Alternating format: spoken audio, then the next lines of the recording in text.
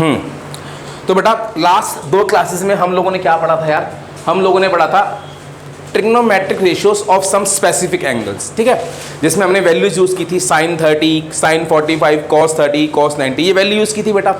अब ना कभी कभार ये आ जाता है कि प्रूफ करो sin 45 1/√2 होता है, sin 30 1/2 होता है, तो बेटा आज वही करेंगे। तो बेटा पहला लिखो proof of sin 45, cos 45 and tan 45। Proof of sin 45, cos 45 degree और tan 45 डिग्री। बेटा मुझे इनका प्रूफ करना है, sin 45, cos 45 और tan 45 डिग्री, इनका प्रूफ करना है। अब इनका प्रूफ करने के लिए मैं आपसे कुछ बातें पूछूंगा, मुझे उन बातों का जवाब देना। बेटा आइसोस्लेस ट्रायंगल कौन सा होता है, जिसकी 2 साइड्स इक्वल होती हैं, सबको पता है। इक्विलेटरल ट्रायंगल कौन सा होता है, जिसकी सारी साइड्स इक्वल होती हैं। First of all in sin 45, cos 45 और tan 45 को प्रूव करने के लिए हम एक आइसोस्लेस राइट एंगल ट्रायंगल लेते हैं, ठीक है। Let triangle ABC is an isosceles. बेटा आइसोस्लेस की स्पेलिंग बताना क्या होती है, ISOC आता है, ऐसा आता है आइसोस्लेस, बहुत कठिन स्पेलिंग है। Let triangle ABC is an isosceles right angle triangle.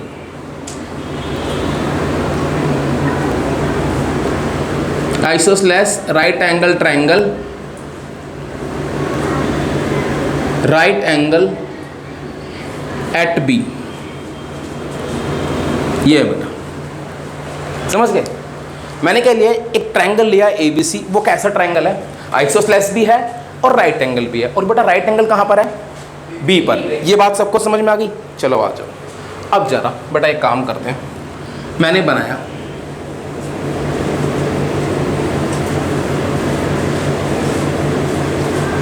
ABC, बना दिया, राइट एंगल ट्रायंगल बन गया बेटा। अब ये एक आइसोस्लेस राइट एंगल ट्रायंगल है बेटा, ये एंगल 90 है। अब आपको पता है अगर ये एक आइसोस्लेस ट्रायंगल होगा तो ये दोनों साइड भी इक्वल होंगे और ये दोनों एंगल भी इक्वल होंगे। अगर ये दोनों एंगल इक्वल है तो ये एंगल कितने कितने के होंगे, 45 45, क्योंकि 90 है तो ये 45 45 हो गया।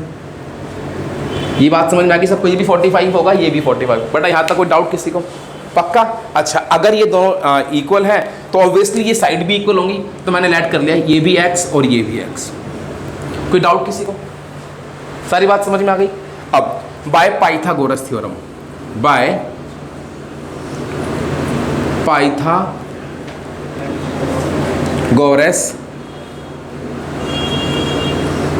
Theorem, by Pythagoras theorem. अब सुनना बेटा होगा क्या,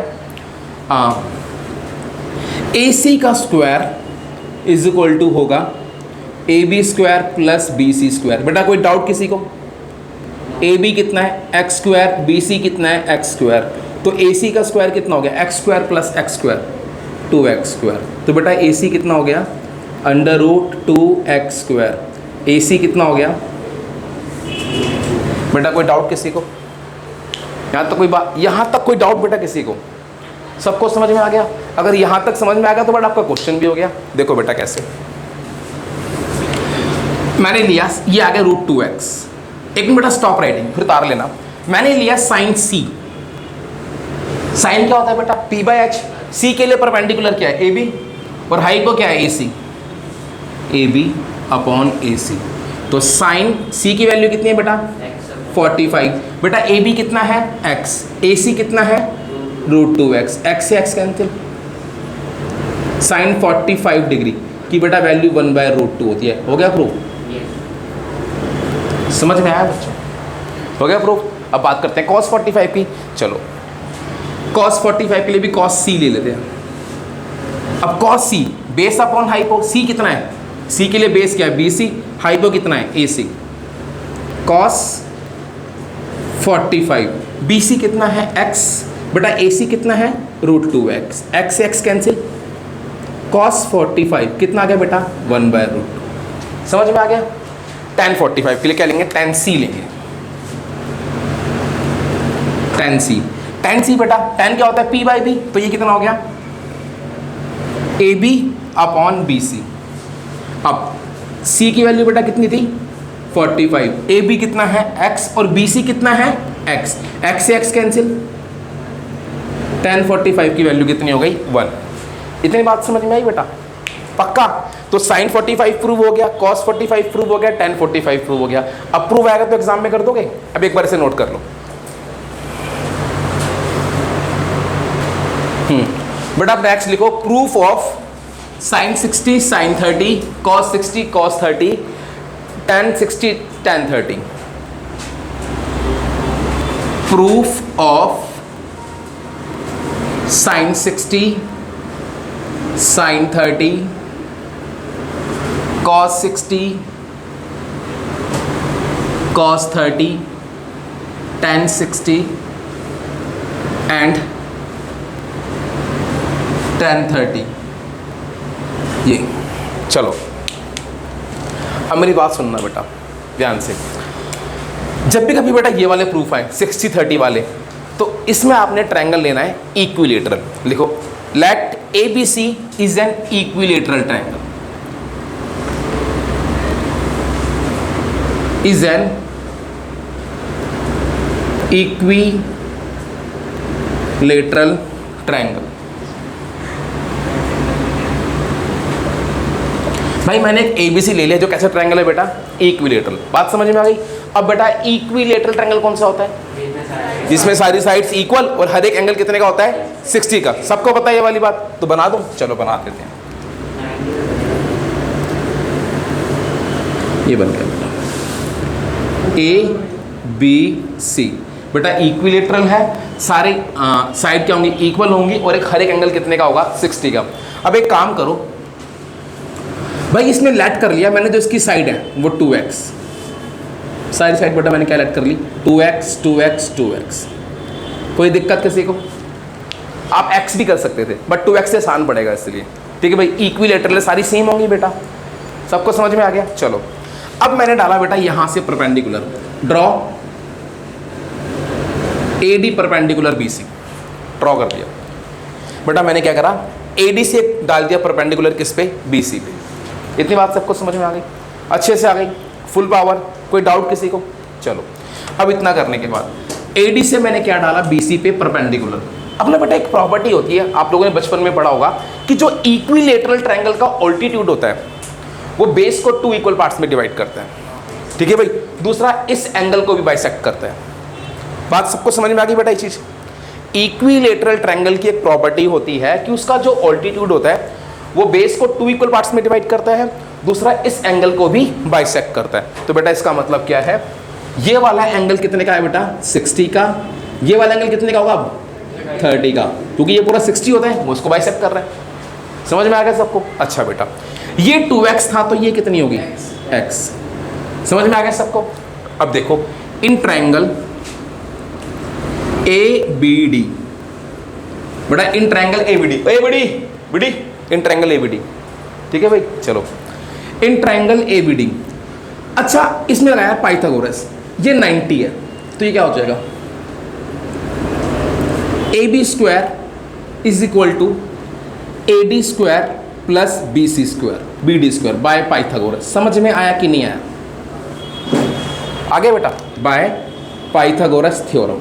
दोबारा बता दूं बेटा, ये 90 है तो ये हाइप होगा, तो AB का square is equal to BD का स्क्वायर प्लस AD का स्क्वायर होगा।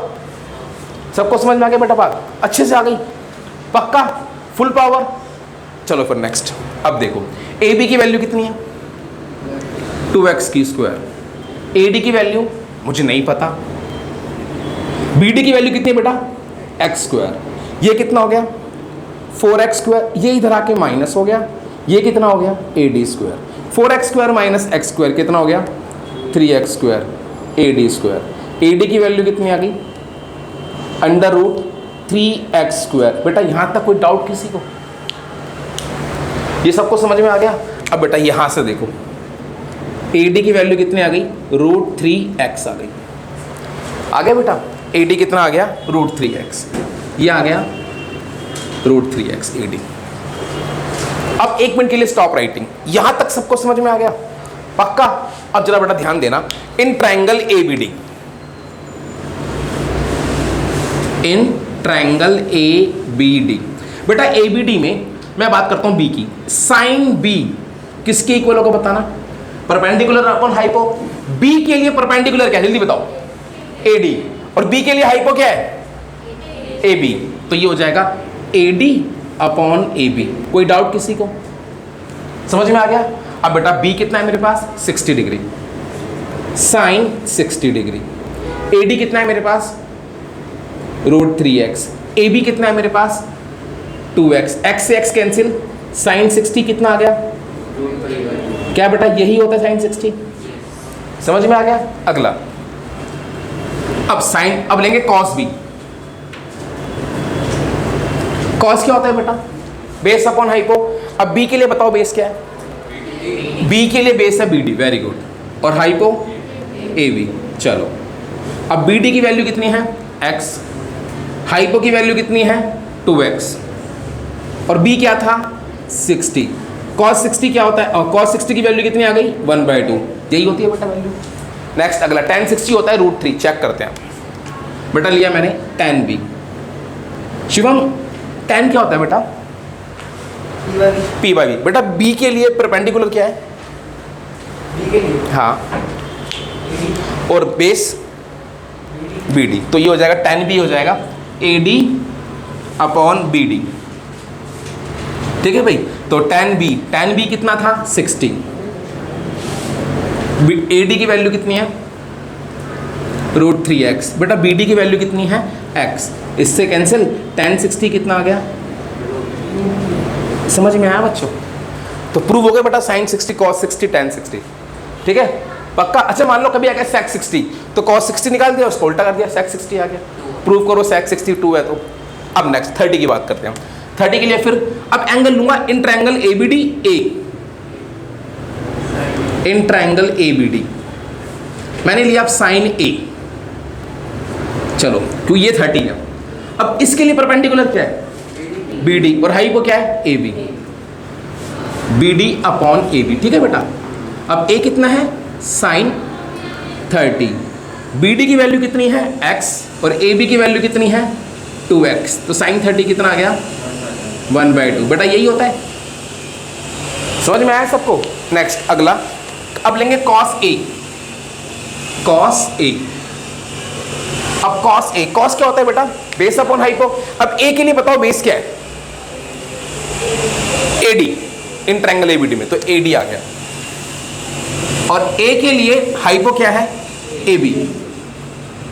चलो तो A कितना 30 था cos 30, AD कितना है √3x, और बेटा AB कितना है 2x, कैंसिल हो गया, cos 30 कितना आ गया √3/2, बेटा समझ में आया। अब एट लास्ट tan 30 के लिए tan A, tan A, tan होता है p/b, A के लिए परपेंडिकुलर BD और बेस क्या AD, तो BD upon AD, BD upon AD, tan 30, BD कितना है x और AD कितना है √3x, तो tan 30 कितना हो गया 1/√3 आंसर। सारे प्रूफ हो गए बेटा। अब प्रूफ करना क्या है साइन 30, साइन 45, साइन 60, इस बस यही आता है बेटा, 0 90 नहीं आता, यही आता है, तो इसे नोट कर लो बेटा। बेटा अब नेक्स्ट टॉपिक लिखो ट्रिग्नोमेट्रिक आइडेंटिटीज, लास्ट टॉपिक है आपका पर थोड़ा सा लेंथी है। आइडेंटिटीज, बेटा मैंने आपके सामने एक राइट एंगल ट्रायंगल लिया, सपोज करो ये एंगल थीटा है, ये 90 है, तो इस थीटा के लिए बेटा ध्यान देना ये परपेंडिकुलर, ये बेस, ये हाइपो, हो गया इतनी बात सबको समझ में। बेटा यहाँ ध्यान दो, हाइपो परपेंडिकुलर और बेस, ठीक है। अब बाय पाइथागोरस क्या हो जाएगा, हाइपोटेन्यूज का square is equal to perpendicular का स्क्वायर प्लस बेस का स्क्वायर, किससे बेटा बाय पाइथागोरस थ्योरम, ये सबको पता है। अब बेटा मैं कुछ बातें दिख रहा हूँ, एक बार ना मैंने इस इक्वेशन को डिवाइड कर दिया, divide by h square, divide equation first by H square. ठीक है, तो ये हो जाएगा H square upon H square, ये हो जाएगा P square upon H square, ये हो जाएगा B square upon H square, ये 1 हो जाएगा, ये पी अपॉन एच की होल स्क्वायर हो जाएगा, ये बी अपॉन एच की होल स्क्वायर हो जाएगा। भाई कोई दिक्कत किसी को? सबको समझ में आ गया? अब बेटा मुझे एक बात का जवाब दो, पी अपॉन एच क्या होता है? साइन। बी अपॉन एच क्या होता है? कॉस। तो बेटा मैं इसकी जगह लिख सकता हूँ साइन थीटा की whole square plus cos theta की whole square, that is sine square theta plus cos square theta equals to 1। ये मेरी पहली आइडेंटिटी। बेटा समझ में आया कि नहीं आया? आ गया सबको समझ में? बेटा पहली आइडेंटिटी क्या है? Sine square theta plus cos square theta हमेशा क्या होता है? 1 होता है। एक मिनट बेटा, नेक्स्ट अभी आगे देखो। अगला एक बार बेटा मैंने फिर दोबारा क्या किया, इस इक्वेशन फर्स्ट को अभी किससे डिवाइड किया था? एच से डिवाइड कर दिया इसको, divide equation first bye P square. बेटा इसे मैंने किससे डिवाइड कर दिया? पी स्क्वायर से। तो अब ध्यान देना, ये क्या बन जाएगा? ये बन जाएगा एच बाय पी की whole square, P square by P square 1 plus B by H की होल स्क्वायर। कोई डाउट बेटा किसी को? सबको समझ में आ गया? अच्छा, एच बाई पी बताना क्या होता है? कॉसेक होता है। एच बाई पी क्या होता है? कॉसेक। तो बेटा ये क्या बन गया? कॉसेक थीटा की whole square 1 plus B by H क्या होता है? कॉट। अबे मैंने पी से डिवाइड किया बेटा, सॉरी पी से किया ना मैंने। बी बाई पी क्या होता है? कॉट होता है। बन गया भाई? तो 1 प्लस कॉट स्क्वायर थीटा क्या हो गया? हाँ, ये आपकी बेटा सेकेंड आइडेंटिटी बन गई। 1 plus cot square theta is equal to cosec square theta. समझ में आई बेटा? आ गई? अगली बार बेटा एक बार इसको एच स्क्वायर से किया, एक बार पी स्क्वायर से किया, अगली बार किससे करूंगा? बी स्क्वायर से। Divide equation first by B square. तो बेटा ये हो जाएगा H by B whole square, P by B whole square, B square by B square. बेटा ये 1 हो जाएगा। समझ गए? अब एच बाई बी बताना क्या होता है? सेक थीटा होता है। पी बाई बी क्या होता है? Tan theta plus 1। तो मैं कह सकता हूँ 1 plus tan square theta is equal to sec square theta. तो बेटा मेरी 3 ये आइडेंटिटीज हैं, ट्रिग्नोमेट्रिक आइडेंटिटीज। एक बार बेटा इन्हें नोट कर लो। इस तरीके से बेटा ये बनी। समझ में आ गया? एक बार नोट कर लो इनको। तो बेटा जो हमने ट्रिग्नोमेट्रिक आइडेंटिटीज पढ़ी, अब मैं उनको बेटा दोबारा लिख रहा हूँ। सबसे पहले क्या थी? Sine square theta plus cos square theta equals to 1। बेटा आप नेक्स्ट क्लास में सबको याद होनी चाहिए। जिसको बेटा याद नहीं उसे मैं घर वापस भेज दूंगा। मैं पहले बता दूं, क्योंकि ये याद नहीं होंगी आपको, नेक्स्ट एक्सरसाइज समझ नहीं आएगी। इससे बेटा देखो एक और बन जाती है, sine square theta is equal to 1 minus cos square theta. बेटा इससे एक और बन जाएगी, cos square theta is equal to 1 minus sine square theta. पता लग गया? तो पहली वाले से 3 याद करनी। आपने याद कैसे करनी है? मैं बोलूँगा sign square theta plus cos square theta, तो आपने आंसर बताना है 1। मैं बोलूँगा 1 माइनस कॉस स्क्वायर थीटा, तो आपने आंसर बताना है साइन स्क्वायर थीटा। बात सबको समझ में आ गई? सेकंड वाली 1 प्लस टेन स्क्वायर थीटा, ये होता है बेटा सेक स्क्वायर थीटा। समझ गए? अब यहाँ से क्या होगा? एक और बनेगी, tan square theta is equal to sec square theta minus 1। यहाँ से बेटा एक और बनेगी, 1 is equal to sec square theta minus tan square theta. Third 1 plus cot square theta क्या होता है? Cosec square theta. एक और बनेगी यहाँ से, 1 is equal to cosec square theta minus cot square theta. और बेटा एक और बनेगी cot square theta is equal to cosec square theta minus 1। बात सबको समझ में आ गई? तो बेसिकली ये इस तरीके से यूज़ होगा। मैं पूछूंगा बेटा sec square theta minus tan square theta, तो आपने आंसर क्या बताना है? 1। बेटा एकदम रट्टी होनी चाहिए, मतलब मैं बोलूँ 1 प्लस टेन स्क्वायर थीटा तो उड़ता हुआ आंसर मेरे मुंह पे आए सेक स्क्वायर थीटा। मैं बोलूँ sign square theta plus cos square theta, sir 1। मतलब ऐसे होना चाहिए एकदम, सेकंडों में आंसर आना चाहिए, तभी मजा है इस एक्सरसाइज को करने का। और बेटा जिसको ऐसे याद नहीं हुई, मैं सीरियसली बता रहा हूँ, उसे बेटा घर वापस भेज दिया जाएगा। तो याद बेटा होनी चाहिए ये, ठीक है। चलो नेक्स्ट बेटा, कुछ तो यही है, कुछ बेटा वही पिछली वाली बातें आप ये भी लिख लो।